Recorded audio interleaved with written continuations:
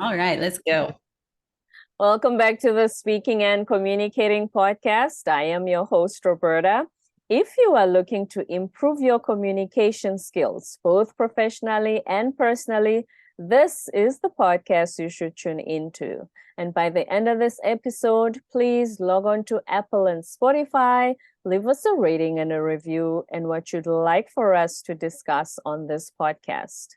My guest today is a corporate training specialist who mainly focuses on accent bias. Now, even though she's from the United States, she's currently based in Singapore, has been living globally for over 2 decades. And the one thing we have in common is that we have both been living culturally in Asian countries. Heather Hansen is also the author of Unmuted, and her TED Talk is How to Speak Bad English Perfectly. And there's a reason why she titled it that way. And we're going to talk a lot about that. And before I go any further, please help me welcome her to the show. Hi, Heather. Hello, Roberta. So nice to meet you, to see you face to face over video, all the way from around the world. Thanks for having me today. Thank you for being here. It's nice to see you too. I wish we could have recorded our pre-interview because that was so much fun. But I hope I the know. stories that we shared there will be brought onto the recording. Before we get into that, please tell us a little bit about yourself. Well, I was born and raised in California, not far from that gorgeous Golden Gate Bridge in your background. And when I finished university, I moved to Denmark to be with my then boyfriend, now husband. So luckily, 20 something years later, it's all worked out. That could have ended very badly, but it did not. Congratulations. So we lived in Denmark for 4 years. Then we came out to Singapore for what we thought would be 2 years. It turned into 8, had our 2 children here. Then we moved back to Denmark for 4 more years. And now we're back in Singapore again in the last 5 years. So it's been a back and forth between Europe and Asia, although I was born and raised in North America. So that has given me really interesting cultural experiences from 3 different continents. And it really helps me to understand in my own work and communication how those cultural differences impact our language, our identity, and how we connect with each other. So here in Singapore, back in 2007, I started my company, Global Speech Academy, and it's a corporate training firm focused on communication skills and soft skills. But I've always been very, very interested in English articulation and how we use English globally to connect cultures and cross language barriers. And so now my main focus is in the area of accent bias, as you mentioned, because I've been on both ends of the equation, right? Born into a very privileged accent globally, where everyone wants the American accent. I'm easily identified as American, and that there's a lot wrapped up in that. And at the same time, I've been living in Austria, Switzerland, Denmark, speaking and studying and working in German and Danish, and having an accent and being treated completely differently than I'm ever treated when I speak English. And that was when I realized, what about people who have to operate like this every single day all around the world in a foreign language and are never getting the respect that they deserve because of people's own biases? And that's what's really been the foundation of my whole career since, and what I'm really passionate about today.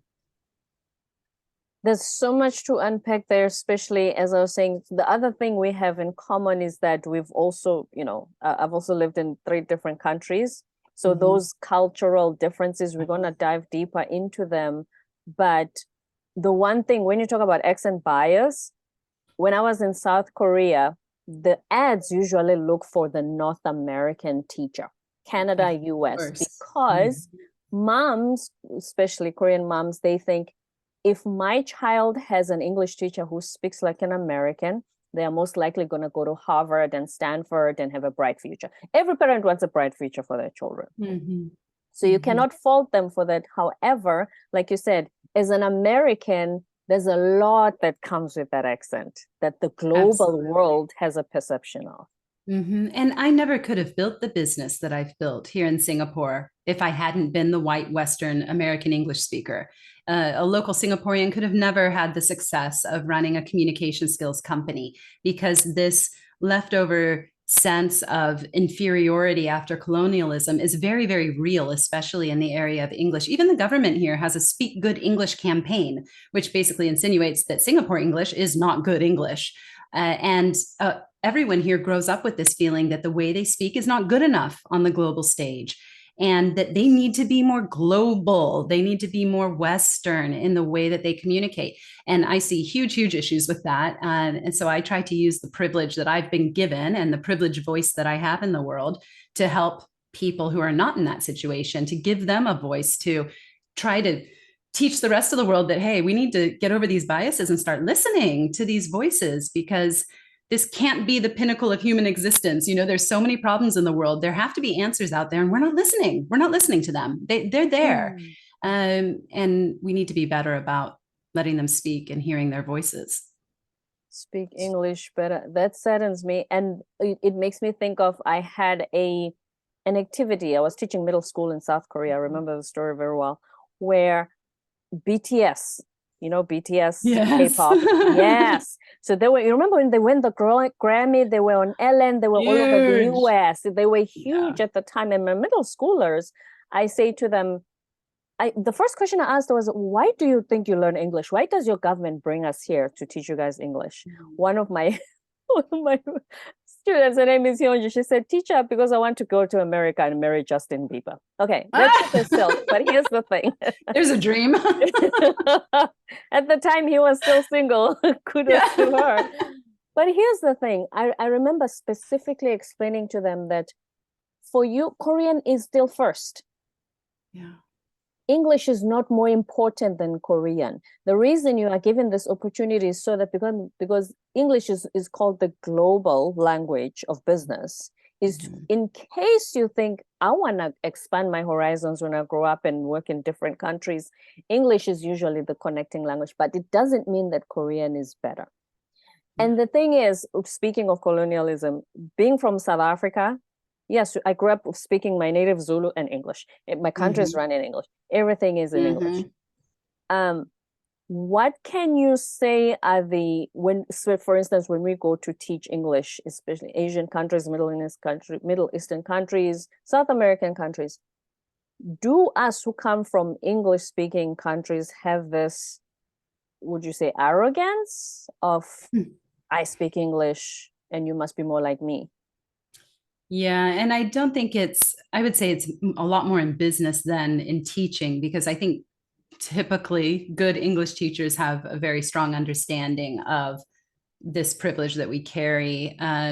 But in the business world, this is definitely the case, where the Western native speaker believes, well, this is my language. I own this. I'm the one who speaks this language natively. You're the one who needs to communicate in a way that I can understand. I can't understand your accent. That's just too hard for me. I don't want to make any effort to listen or take on any responsibility in this conversation. And you are the problem.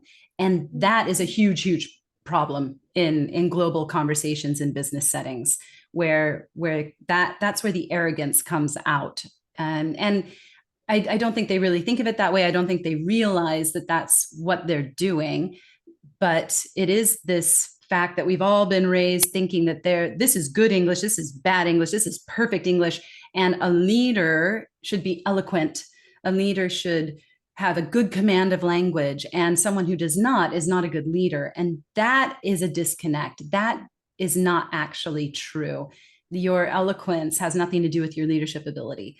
So until we can sort of fix that belief, I think it's very hard to make other changes in the mindset around how we're using English in the world.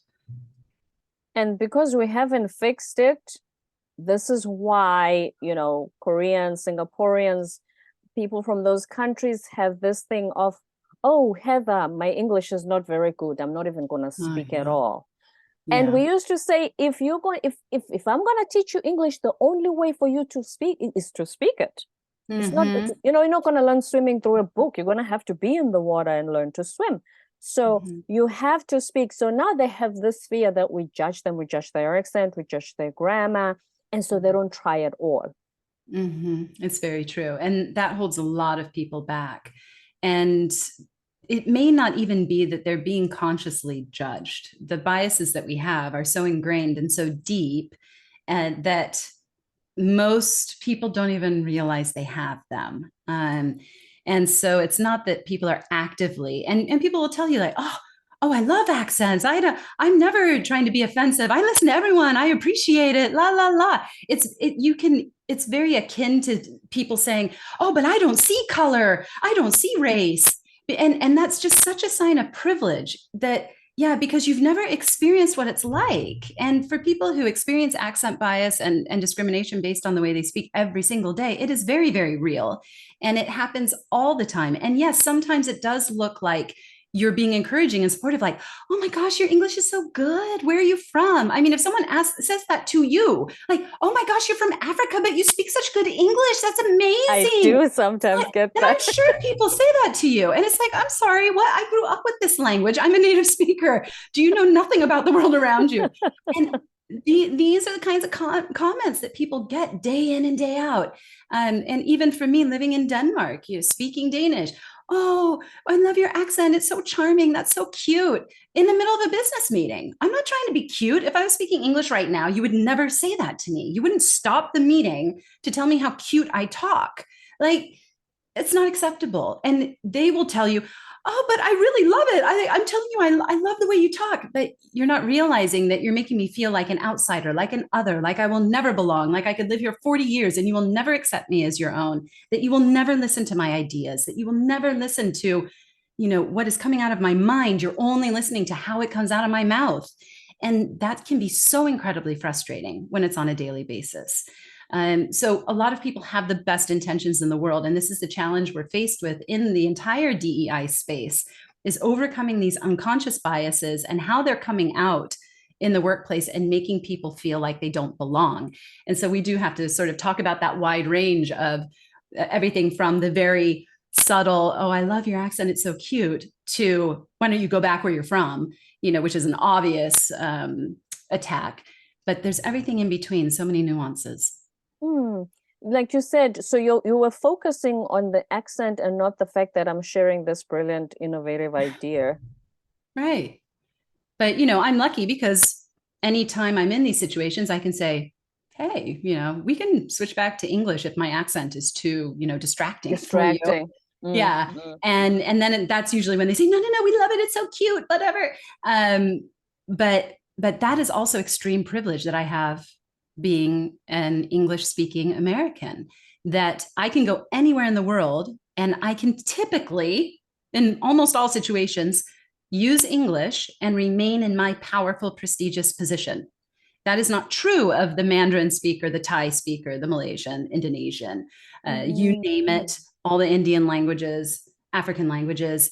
You can't go back to your native language and regain your power and prestige and eloquence that we praise so highly, because no one can understand those languages. You didn't win the linguistic lottery that I won by being born right into a globally respected variety of English. And this is the problem that's playing out in global business. Right.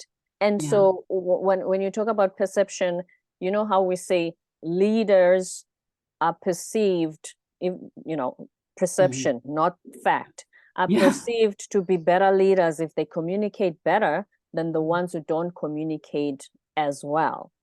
So you have that perception alone, just in English-speaking Western countries, perception of communication skills, leadership, okay. Imagine adding now the element of, I come from an Asian country and my accent is judged and I'm supposed to be the leader. And now I have this communication barrier. So then, which means the added judgment and bias is, do I even know what I'm doing? Do I even know my job? Yeah, it leads to a lot of those inferiority complexes where it expands to, all elements of their lives, where, oh, I don't know if I should speak up. I don't know if they'll understand me. I don't know if they're going to point out my accent. Maybe I don't know this as well as I should. And so it stops people. They start pressing that mute button and disappearing. And that's actually the absolute worst thing that you could do, because in order for people to understand accents better, they need more contact with them. I mean, if we look at, people in my hometown in California, their contact with foreign accents is very limited. So, of course, for me, living abroad 20 years, I can easily understand just about any accent I hear, also because I'm in this industry and I work with people with accents every day. But people in my family would say, how can you understand that person? I can't understand a word they're saying because they've never heard it. And so if you have an accent that's different and you're going into a community and you start being shy and pressing mute and not speaking up, how are they ever going to have the opportunity to better understand you, to learn the way you speak, to tune their ears to how you speak? And the opposite's also true. The people who have difficulty understanding, they say, oh, but it's so embarrassing when I can't understand them and I feel so bad. And so they avoid the person. I mean, this is why we can't integrate properly, why we can't create diverse communities, because we're sticking to our groups because that's what's comfortable. And I don't want to be embarrassed. And there's just as much embarrassment on that listener side. So we need to actually encourage people to speak more, not less, and unmute as much as possible to help both sides better understand each other. Mm-hmm. Speak more, not less, which is why I used to always have this comeback whenever my students would say, Roberta, teacher, my English is not good. I said, you just spoke a perfect English sentence. Keep going.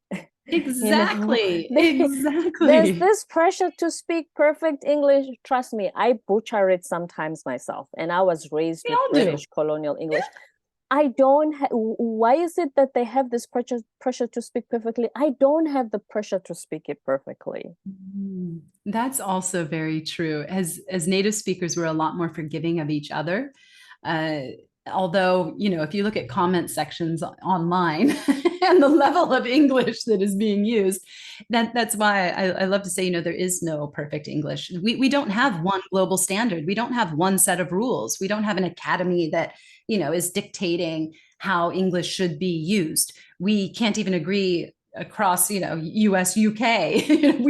We have no agreement of Totally different. spelling or yeah, we all use the language differently, and there is no perfect, which also means there is no bad, there is no good, there's no way to define these subjective varieties of English. The perfect English is English that gets a job done, that creates meaning, creates understanding.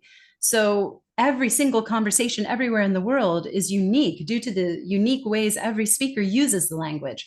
And in those conversations, you're creating meaning. If meaning is created, you just spoke perfectly. If meaning is not created, then we need to figure out why. Was it due to actually the language, which I think is usually one of the smallest reasons understanding doesn't work. It's usually more due to cultural differences or due to not reading visual body language or getting the cues wrong, or, there's so many other things outside of language that impact our communication. And we forget about those. And we like to just zero in on the language. Oh, well, you dropped the third person singular S. I mean, how dare you? Really? Well, you did it, right? Like, he take the bus to work. I mean, any problem with meaning there? No. Like, what is bad about exactly. I can paint the scenario in my head. And like you said, perfect English is the kind of English that gets the job done. Yeah. Which is the word we should be spreading, which is the focus is get the job done. And then speaking of cultural differences as well, obviously you haven't been in the US for almost 2 decades, but when you think of the differences in how, especially with Zoom, so the organization is global. You have, if an organization, say for instance, I don't know who you've trained, but if they have mostly Americans and then you'll have the other non-English speakers, in on the screen, do those cultural differences come into play during Zoom, or people just talk about work and it doesn't generally affect? Oh, it definitely is coming into environment? play. It's definitely coming into play in the work environment from an accent bias perspective, cross-cultural difference perspective, political perspective. I was just working with a couple teams last week in the US, 50 people on each call. And there's extreme difference just within the US itself with our regional differences and how that affects accent bias, a southerner versus a northerner, someone from Minnesota or someone from the South, someone from New Jersey, New York, Boston. They're all really recognizable accents, and what characteristics do we attach to those accents? But even worse than all of those are, of course, the foreign accents, especially coming from Latin America, Puerto Rico, our own territory. Those people from there are extremely discriminated against in the workplace. From Mexico, comments like, "Why don't you go back home and try to crawl over the wall again?" These kinds of comments are actually happening in the workplace. And I'm always saying, whether or not you've had much international experience at all, the world is now coming to you. That is what video calls have done. They've made all of our teams incredibly global. So even if you work for an American company in America, you've never left your home state, the world is coming, and you're suddenly going to have a colleague in India and a colleague in the Philippines and a colleague in South America somewhere and a colleague over in Europe. And you're going to have to start learning how to communicate with them, how to understand the way they speak, how to grade your own language so that you are easier to understand, that having the honest revelation that you don't own the language, that you need to learn to speak differently in global settings. There's a long way to go. And I think we're only at the very beginning of discussing these topics. And when you authored your book Unmuted, what was the inspiration behind that? There were a few things. First of all, I was a very frustrated corporate trainer that got tired of HR calling me every October saying, "Heather, we're planning our calendar for next year and we want to improve communication skills. So can you come to a 2-day presentation skills course?" And it's like, that's not going to change your communication. These one-off couple day training short-term solutions. Yeah, you're ticking the boxes. They said they want to learn presentation skills. Okay, let's tick the box. That's not how it works. Changing communication is a cultural shift in the entire organization. It's about becoming more conscious, confident, and connected in our communication. And it's a full cultural change. And that is what spurred the Unmuted framework that I write about in the book. The second one was just general frustration with the world around me, the total lack of confidence in leadership. I was writing this during the beginning of the pandemic. I was actually had a contract for a different book, and I canceled the contract, did not make that publisher very happy. And I started on this one instead because I felt it was more meaningful at the time when we were all very distrustful of our leaders, especially in the government all over the world. And I thought, this just can't be the best we can do. What are we not hearing in the world? So that was the second reason. And then the third was, of course, because we started going so deeply into video calls, and every single meeting started with, oh, sorry, you're on mute, you're on mute, you're on mute, you're on mute. Didn't we do that when we started? It was like, no one could find the unmute, we couldn't work our microphones. But it made me realize that, so many people were on mute long before the pandemic. We were sitting in boardrooms everywhere with people sitting there on mute, never speaking up, never contributing due to whatever fear, whether it was language or accent or just general confidence, whatever it might have been, being more introverted, wanting more time to think about something. And I thought, yeah, we're losing a lot of great ideas. We aren't capturing the talent of our people, and what a waste that is. So how do we find a way to start balancing the equation, to turning down the loud voices, turning up the soft ones, helping people to unmute, creating safe environments where everyone can thrive and where we can become more innovative and more connected? And so that was the strongest driving force behind it, was that understanding that, wow, people have been on mute in their families, their communities, their businesses for a really long time. And maybe it's time to change that. Please take us through the framework. Okay, so the framework is basically a Venn diagram. So the first circle is conscious communication. This is your conscious listening, cross-cultural understanding who you are, self-awareness. What are your values? How are you showing up in the world? You have to understand yourself before you can begin to understand others. So that's what conscious communication is about. The second circle is confident communication, which is dealing with both self-confidence and skills confidence. And you need both. If you really don't know how to give a presentation, you've never given one in your life, then yeah, okay, now we need some training in that area. But that's a very small piece of the puzzle, that training solution. And we treat it like that should fix everything. And it doesn't. It's one small little piece of the puzzle. And then the third area is connected communication. That's building a psychologically safe environment, focusing on people skills, overcoming fear of failure, finding ways to be more supportive in the workplace, and really focus on diversity and inclusion so people feel that they belong and they want to speak up and share. So when you look at those three parts, it's the overlaps that are the most interesting, because if you're very confident and very connected, but you're not conscious, that's when the voice is too loud. You dominate conversations. You're always interrupting. And I mean, the minute I say that, everyone's like, oh yeah, I know that person, you know?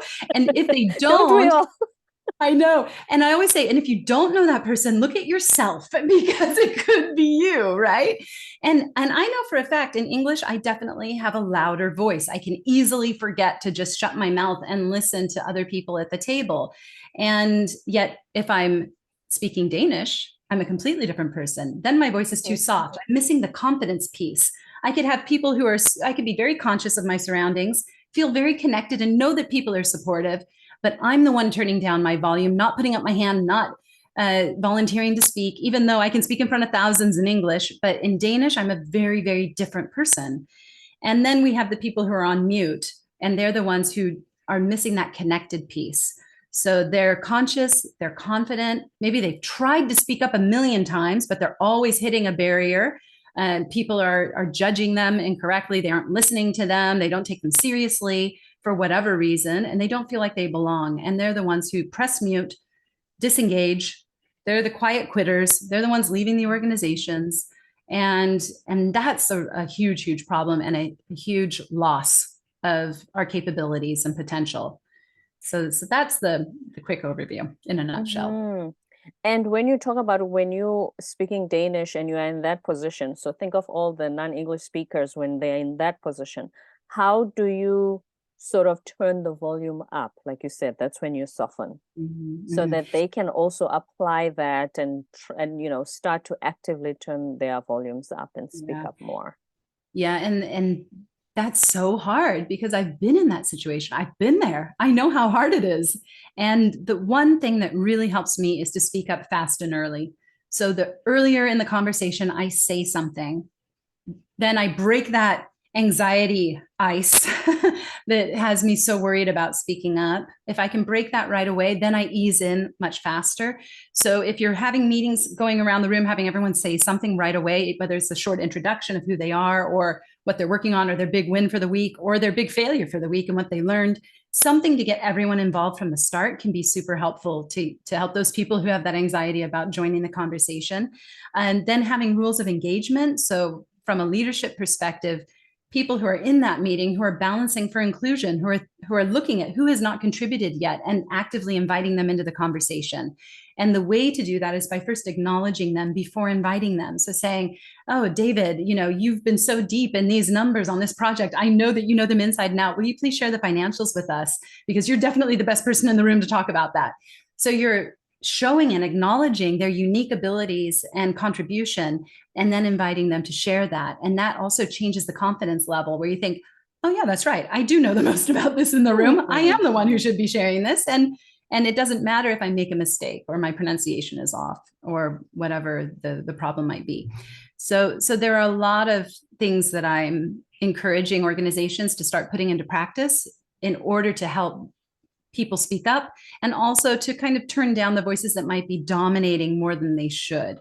And those people as well usually don't realize they're doing it, or they're in a leadership position where they believe that that's a leader's job. I'm the leader, so I have to talk. I have to give the answers. I have to know what I'm talking about. And now we have such a myth that is. Yeah, what a myth. And it's changing so quickly. It's not what we want from leadership anymore. So it's about learning new skills, new ways of communicating that can be more inclusive and encouraging to others. And when a leader calls out the introverted person who will not volunteer to speak up, should they also maybe prepare them up front and say, I'm going to call on you? during the Yes. Zoom So meeting, get ready. definitely. So sending out agendas prior to meetings is super helpful, and actually reaching out to people beforehand to say, again, acknowledging, listen, I know that you're the best person. Will you please be prepared to say something about XYZ during the meeting? And helping those, and this could, like you say, talking about the introvert, it can have nothing to do with language. It Mm, could be a native speaker sitting there who just tends to be more introverted, wants more time to prepare their thoughts and really think deeply about something.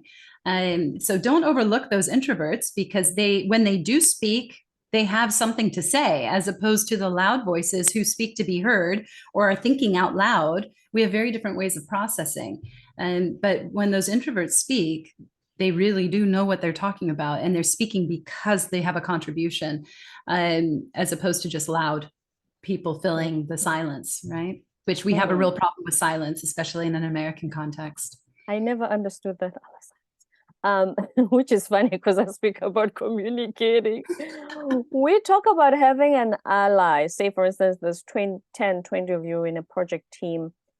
If I am from an Asian country and I work for this global organization, can I ask Heather to be my ally if we go into a Zoom meeting and say, when they talk over me, you're going to be the one to say, hey, Roberta's got something to say. Yeah, yeah, absolutely. And I would say Because that some people it's, really just cannot take that initiative. yeah, And we, like you said, sometimes we are not conscious because we are the ones who have a sense of belonging mhm, in this mhm, environment. So right. is there a way for someone who feels introverted or left out to say, you know what, Heather, every time there's a meeting, please, because sometimes some people try to speak and then the loud ones jump in. Yep. Yeah, And and either steal the idea completely or talk over them like it was their own, or this happens all the time. And yes, absolutely, people can ask for allies, but I think even better is that those of us who realize we're privileged need to be recognizing this is an issue and reaching out and being allies a lot more often. I don't think it's necessarily, the foreign language speaker or the accented speaker who should have to speak up and come to me, Heather, please, will you help me in the meeting? I should Mm, be aware enough and understand the privilege that I hold to watch what's going on, be aware, and help those who do not have the privilege I have, to help them to get the attention that they need and deserve. And that's what we should all be doing, anyone with privilege. And this goes across all areas of diversity and inclusion, right. whether I'm the white woman helping, whether I'm whether it's the man who's helping me to be heard. This is what allyship is about. How do we lift each other and make sure that there is equity, and not that we're taking advantage of the privilege that we have? Mm.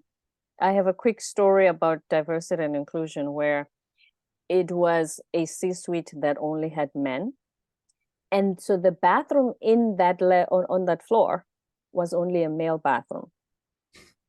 They promoted a woman finally, and Oh, she had to put shoes outside of the yes, of the bathroom stall because the men, she was the only one. The men had to know that, oh, she's in now. So because all along it had only been a male floor. wow. Isn't So that she had to leave her shoes insane? outside to say, I'm here now. Don't come in. That this is happening in our lifetime. It just seems so, yeah, that's incredible to me. It's incredible. But luckily, the Absolutely. world is changing. Hope it changes even faster. Hmm. But it is Well, with changing. these We're making great conversations and gains. with the work that you do, especially like you said, your next book is going to be about accent bias. With the work that you do, more of us are becoming conscious. Yes. And the way you phrase it, the way you say, a lot of us are not aware that this is a privilege for us when we are the English speaking ones and we are in these cultures. More of us, because of these conversations, will hopefully become more conscious and open our minds to, hey, wait a minute, this isn't about me. Mm. I hope Any so. last words of wisdom?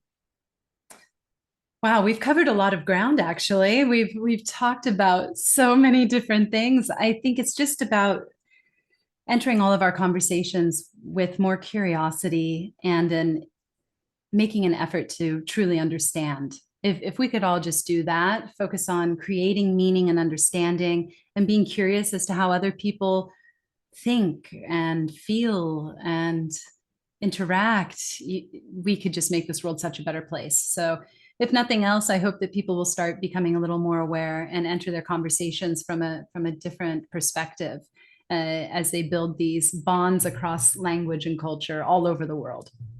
And more than anything, as you said earlier, we're missing out on their brilliance. When Yeah. people are quiet, there's so much in their brains, but they're not expressing it because we've, put them on mute. Exactly. Yeah. Mm. It's exactly that. So, yeah. Thank you so much for being here, Heather Hansen. This has been an amazing conversation. It took me back to my life in Korea. Yeah, so much fun. Thanks for having me. Thank you for being here. My pleasure. That was Heather Hansen, the corporate training specialist who focuses on accent bias, author of Unmuted, and gave a TEDx talk on how to speak bad English perfectly. And before you go, where can we find you on the internet or the socials? Oh, absolutely. I'm very active on LinkedIn, so you can find me there for sure. Or you can go to heatherhansen.com to learn more about my book and speaking, and globalspeechacademy.com for our corporate training. Excellent stuff. heatherhansen.com. Don't forget to subscribe, leave a rating and a review on Apple and Spotify, and stay tuned for more episodes to come.